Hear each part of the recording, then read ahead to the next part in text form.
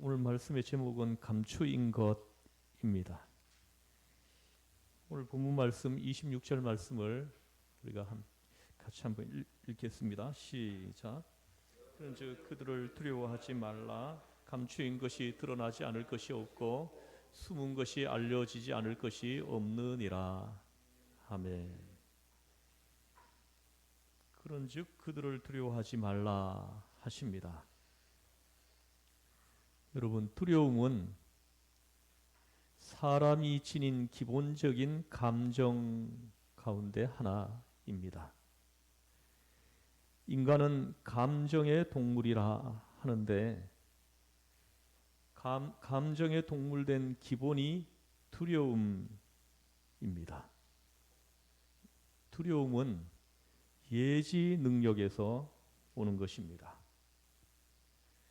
적어도 사람은 그의 앞에 될 일이 무엇인지를 조금은 생각할 수 있기 때문에 두려움이 생겨나는 것입니다. 앞에 일을 생각할 줄 모르는 사람은 두려움이 없습니다. 바로 앞에 무슨 일이 있을지 모르기 때문입니다. 그것을 걱정할 만한 능력이 없기 때문입니다. 이 사람의 예지 능력은 우리의 행복을 위해서 주어진 것입니다. 행복하라고 하나님께서 우리에게 주신 것입니다. 그런데 타락한 인간에게서 이것이 두려운 마음으로 바꾸어지게 되어 문제가 되는 것입니다. 우선 자기 평가가 두려움을 안겨줍니다. 내가 나의 나약함을 잘 알고 있죠. 앞에 놓인 것은 큰 사건인데 나는 조그마한 인간입니다. 감당할 수 없고 대응할 수가 없습니다. 이렇듯 자기 능력의 한계를 알고 무능함을 자각할 때에 우리는 두려워할 수밖에 없습니다. 더 무서운 것은 자신의 도덕성입니다. 다른 말로 하면 양심입니다.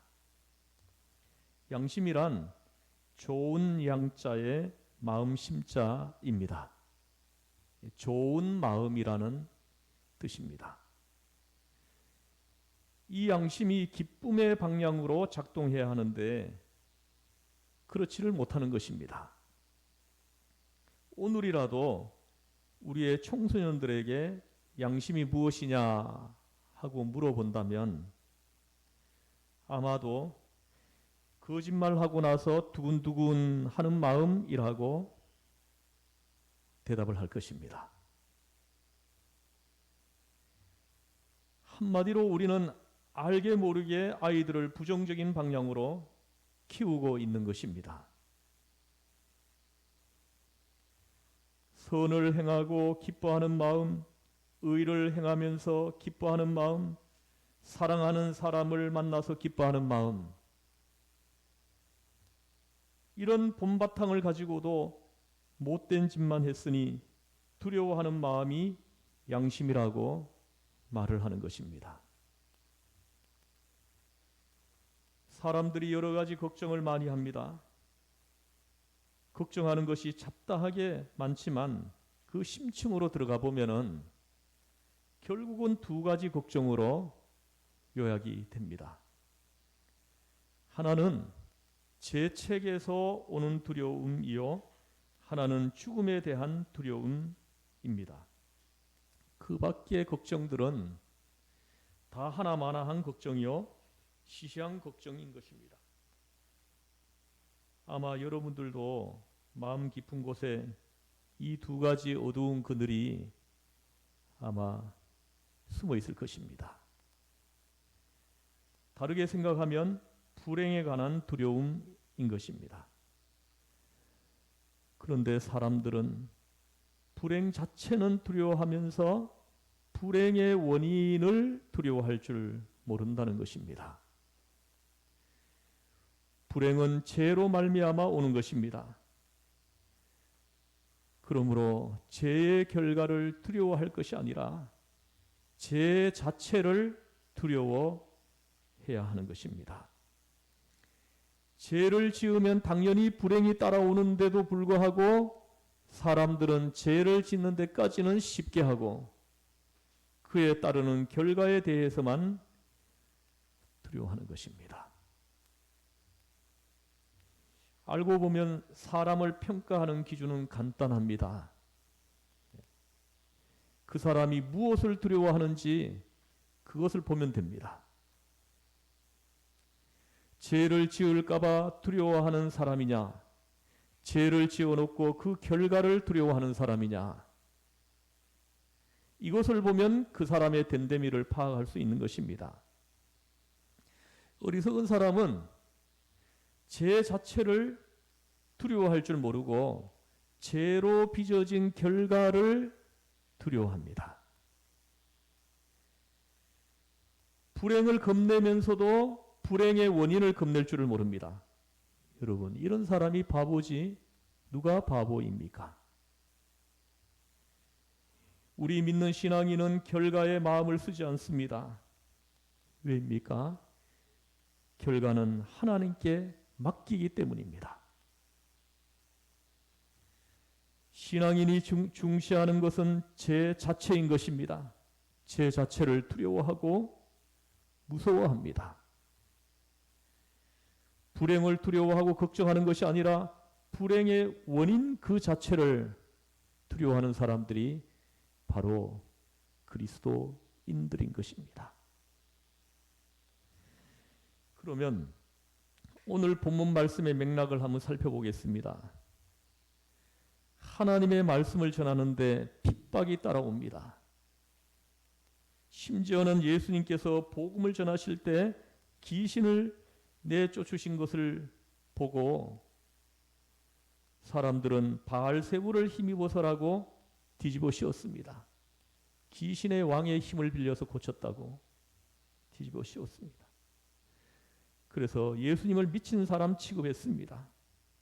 귀신 들린 사람으로 몰아붙였습니다. 이런 경우 우리가 예수님의 입장이라면 아마 분해서 펄펄 뛸 것입니다. 핍박인 것입니다. 그래서 오늘 예수님께서 말씀하십니다. 그들을 두려워하지 말라. 감추인 것이 드러나지 않을 것이 없고 숨은 것이 알려지지 않을 것이 없느니라. 무릇 복음을 전하는 자는 아무것도 두려워하지 말라 하심인 것입니다. 하나님께서 모든 것을 아시니 두려워할 것이 무엇냐? 사람들이 좀 몰라주면 어떠냐? 오해를 받으면 그게 대수냐? 저들이 술수치고 모함하면 어떠냐? 미치광이라고 하면 어떻고 비아냥거린들 어떠냐? 하심인 것입니다. 우리는 억울하고 분한 일이 있을 때면 어떻게 합니까? 열을 내어 기어이 한마디 하고 싶어지는 것이 상정입니다. 그냥 묻어두고 넘어가기가 여간 어렵지 않습니다. 어떻게든 발명, 변명을 해야만 적성이 풀릴 것만 같습니다. 사람들이 모인 자리에서 큰 소리로 떠들어 밝히고 싶고 신문에도 발표하고 싶은 것입니다. 그러나 여러분, 이런 마음은 예수님의 마음과는 차이가 있습니다. 감추인 것이 드러나지 않을 것이 없고 숨은 것이 알려지지 않을 것이 없느니라. 두려워도 말고 걱정도 말고 밝힐 생각도 하지 말라 하십니다.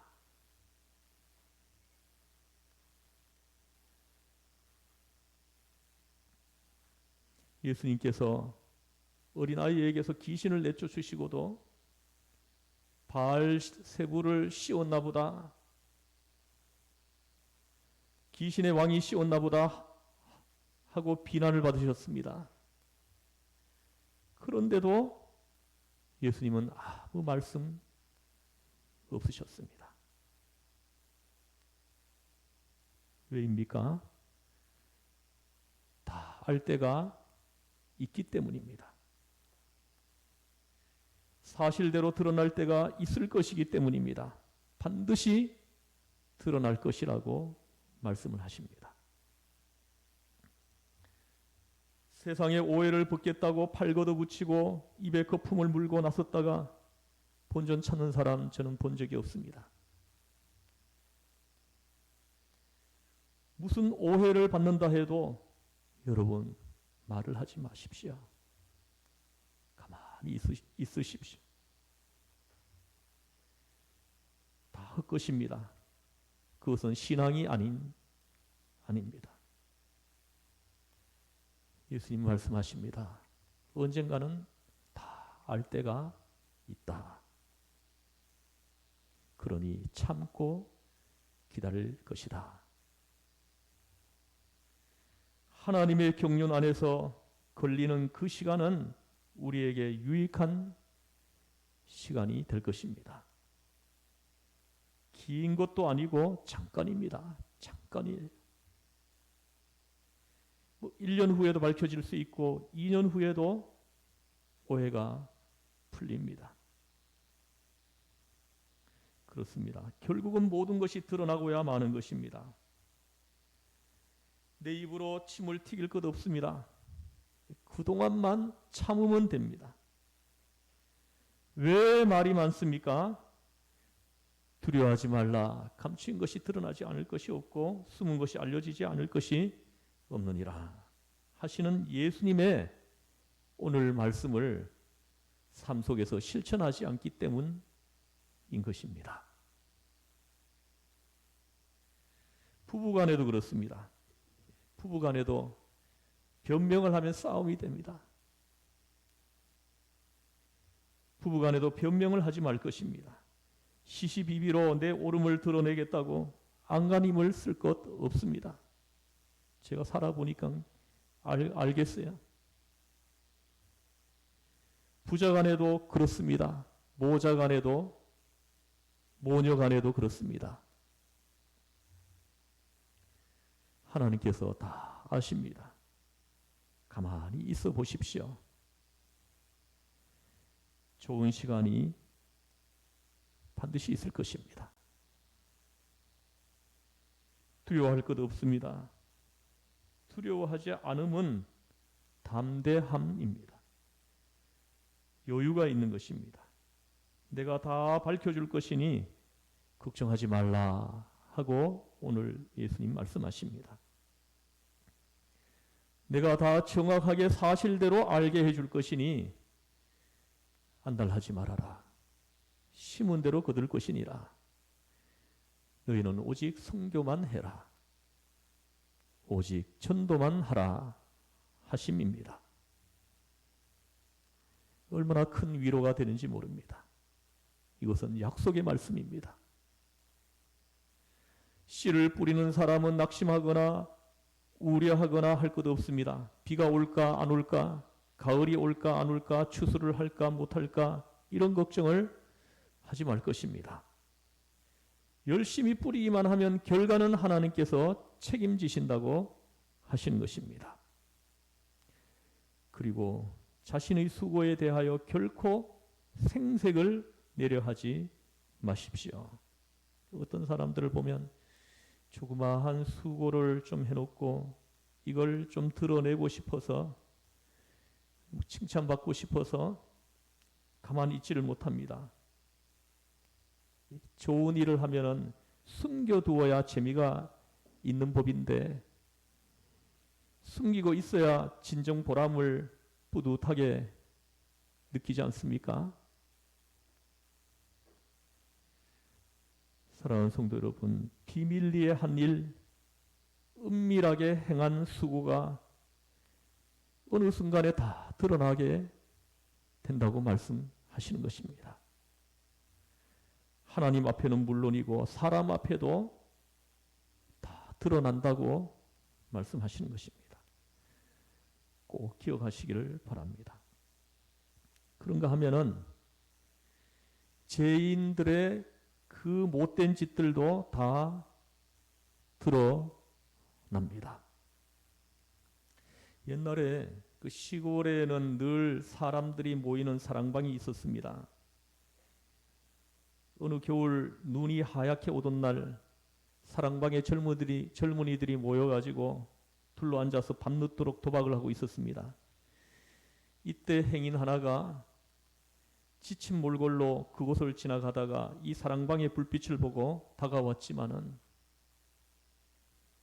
추위 속을 오래도록 걸어서 굶주리고 지쳤는지 딱하게도 그 방의 문 앞까지 간신히 다 와가지고는 그만 쓰러져 끝내 얼어 죽고 말았습니다. 도박을 하던 젊은이 하나가 소변을 보려고 밖으로 나왔다가 그 얼어 죽은 행인을 발견했습니다. 앉은 채 꼿꼿이 얼어 죽어 있는 것입니다. 그래서 이 사람이 방 안에 친구들을 불러내서 얼른 이 사람을 들어서 방 안으로 들고 들어갔습니다. 그리고는 따뜻한 아랫목에다 눕혀놓고 어떻게 할지를 의논했어요. 그래서 이 경찰서에 신고해야 된다. 이렇게 결론을 내리고 그럼 우리 중에 한 명이 저 읍내에 있는 그 파출소를 뭐 오래 전이니까 뭐 전화도 없고 걸어가서 알려야 되는 것입니다. 그 누가 가느냐? 이걸 결정을 하는데 뭐 하투를 쳐가지고 지는 사람이 다녀오기로 해서 하투를 쳐서 진 사람이 한 사람이 떠났습니다. 그런데 읍내 파출소까지가 한 7, 8km 되는데 걸어서 갔다 오려면은 그 한밤중에 한 2시간 반 이렇게 걸립니다. 그래서 이 사람이 파출소에 가는 동안에 남아있는 친구들은 또 둘러앉아가지고 또 하투를 치기 시작했어요.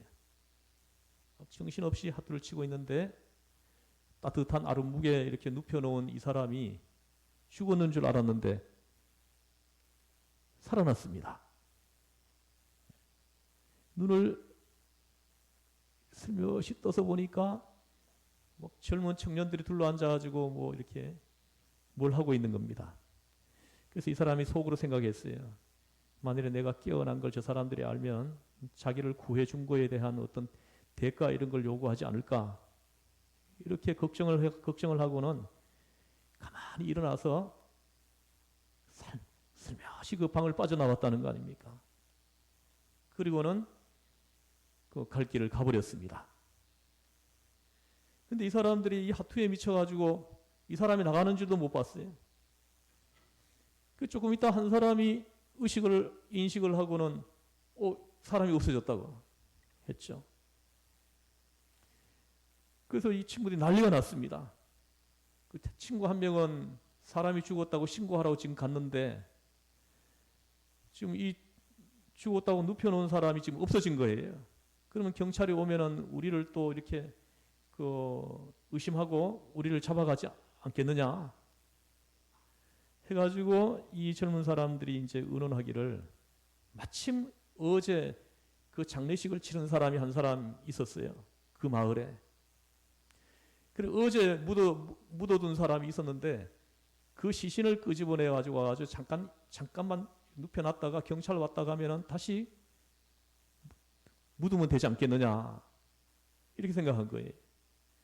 그래서 그 이 젊은 사람들이 그 한밤중에 막 곡괭이 삽 이런 걸 들고는 막 뛰어가가지고 그 무덤을 파고는 그 안에 들어가 있던 시신을 끄집어내서 들고 와서는 아랫목에 눕혀놨습니다.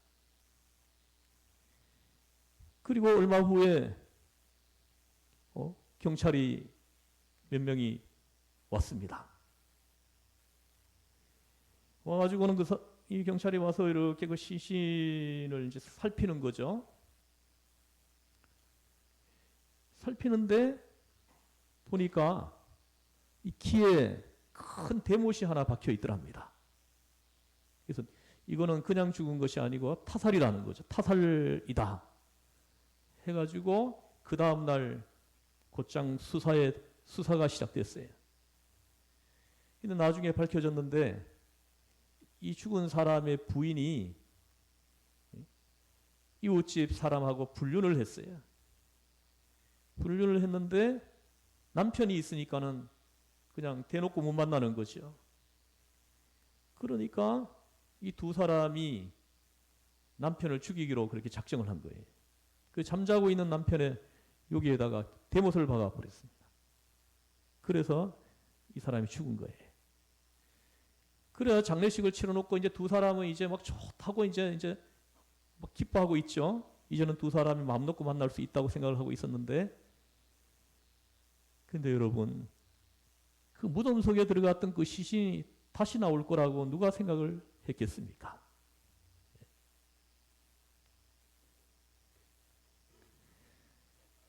여러분, 무덤에 들어간 것조차 그렇게 저렇게 우스꽝스럽게 얽힌 곡절 끝에라도 나오게 되는 법입니다. 감추일 수가 없습니다. 감추인 것이 드러나지 않을 것이 없습니다. 하나님께서 아신다. 모든 것이 드러나고야 만다고 할 때 사람에 따라 그 반응은 두 가지로 나타나게 마련입니다. 두려워할 사람이 있습니다. 드러나면 두려워할 사람이 있어요. 드러나면 기뻐할 사람이 있습니다. 죄가 드러나 겁이나 바늘방석에 앉을 듯한 사람이 있는가 하면 이제 됐다. 마음의 위로를 받을 사람이 있다는 것입니다. 하나님께서 모든 것을 다 아십니다. 감사합니다. 이런 마음으로 사는 사람이 바로 예수 믿는 사람입니다. 그리스도인입니다. 갱겔이라고 하는 신학자는 이렇게 말했습니다. 하나님만 두려워하는 사람은 하나님 아닌 것에 대해서는 아무것도 두려워하지 않는다. 하나님을 두려워하지 않는 사람은 하나님 외의 모든 것을 두려워한다. 그렇지 않습니까? 이 스코틀랜드의 유명한 종교개혁자 존 낙스의 무덤 묘비에는 이런 묘비가 새겨져 있다고 합니다. 여기 하나님을 두려워하였고 결코 여아한 사람의 얼굴도 두려워하지 않았던 자가 들어 누워 있다. 박해자를 두려워하지 말라. 오히려 유혹하는 자를 두려워하라. 유혹자는 너희로 하여금 하나님을 떠나게 할 수 있기 때문이다. 묘비명입니다. 여러분, 두말할 것도 없습니다.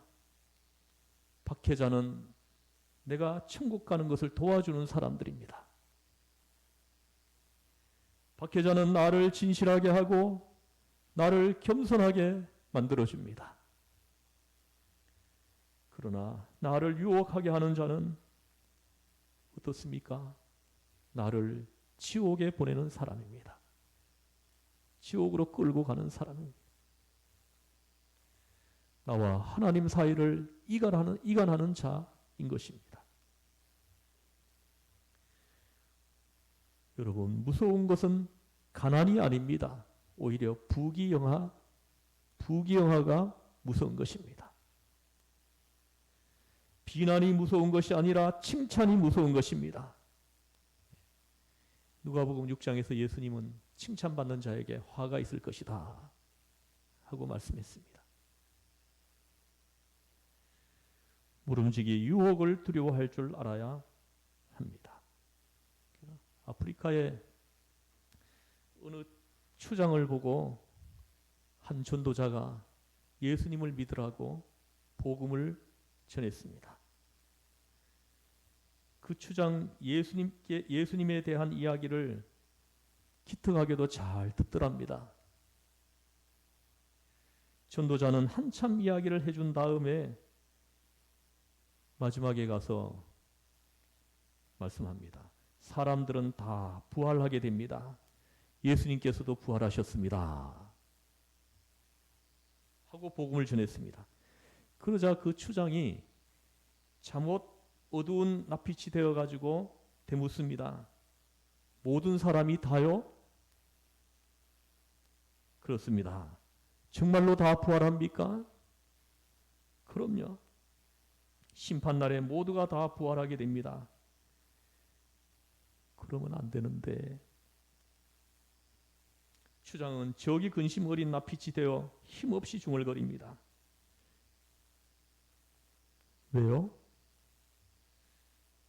왜 안 된다는 것입니까? 전도자가 물었습니다. 내가 억울하게 죽인 사람이 많거든요. 그 사람들이 다 부활한다면 나는 어떻게 됩니까? 이거 큰일 났는 거. 그 사람들이 다 들고 일어나 소리를 지르고 덤벼들면 난 어떻게 됩니까? 내 죄랑 내 잘못을 다 들추어낼 텐데 합니다. 여러분, 우리 믿는 사람은 감추인 것 다 드러난다고 하시는 오늘 우리 주님의 말씀, 이 말씀을 오늘 주님의 음성으로 다 들으셔야 합니다. 예. 혹여라도 조그마한 죄도 여러분 두려워하고 무서워할 것입니다. 주님이 다 드러내신다는 거예요. 그야말로 하늘을 우러러 한 점 부끄럼 없는 생을 살 따르며 변명도 필요 없고 걱정도 두려움도 필요 없는 생을 영위할 것입니다. 하나님께서 우리의 배경이 되어주십니다. 하나님께서 우리의 보호자가 되십니다. 하나님께서 우리의 보증인이 되십니다. 그런데 무엇을 두려워할 것입니까? 잘못을 범해놓고 그것이 드러날까 봐 두려워하는 생이라면은 신앙인의 생이라고 할 수 없는 것입니다. 여러분, 혹시라도 여러분 속에 그런 감추인 것이 숨어 있는 것이 있다면 지금 이 시간 다 드러내야 합니다. 회개해야 합니다. 하나님의 그 밝은 빛 앞에 내 모습을 거짓 없이 드러내고 돌이켜 사는 것이 그게 바로 회개입니다. 내가 나를 심판하는 것이 회개입니다. 남이 나를 심판하는 것은 비판이고 하나님이 나를 심판하면 그것은 심판이 되는 것입니다. 하나님 앞에서 내가 용기를 내서 내가 먼저 나를 심판해 버리는 것입니다. 다 드러내 버리는 것입니다. 이럴 때 하나님께서 나의 허물을 이렇게 덮어주십니다. 덮어주시고 토닥토닥 해 주신 것입니다. 내가 나를 감추고 숨기면 하나님께서 그것을 드러내실 것입니다. 은밀한 것, 이 은밀한 것까지 샅샅이 드러내 보이신다고 말씀하시는 것입니다.